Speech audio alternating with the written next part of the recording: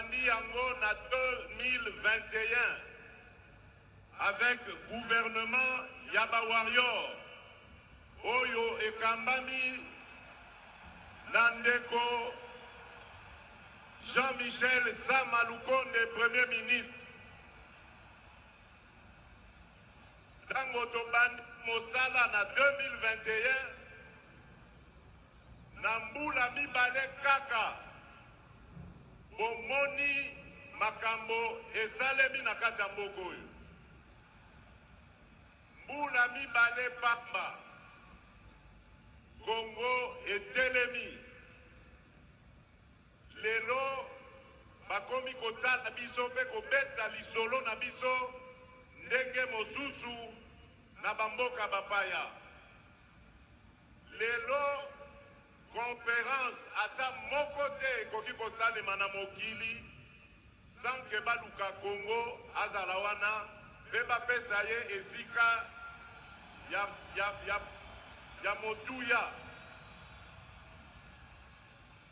Na bambula mibale kaka tosali francophonie, jeu ya francophonie. Na bambula mibale kaka tosali que éducation de base ekoma ofele. Botango tozalaka na bandeko ya FCC on a lancé la gratuité et enseignement.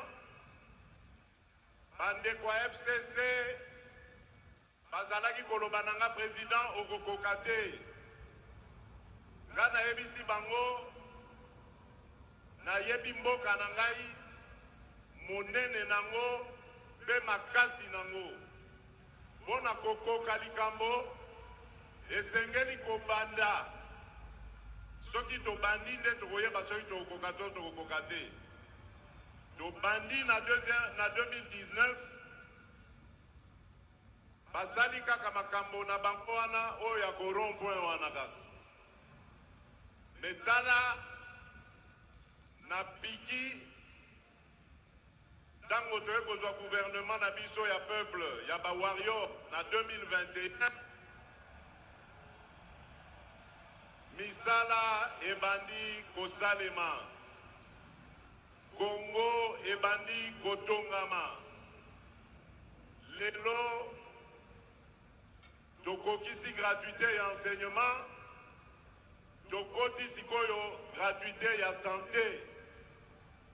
Tolobi to bandananu na batoyo tobengaka na français catégorie vulnérable, c'est-à-dire ba maman na bana baike.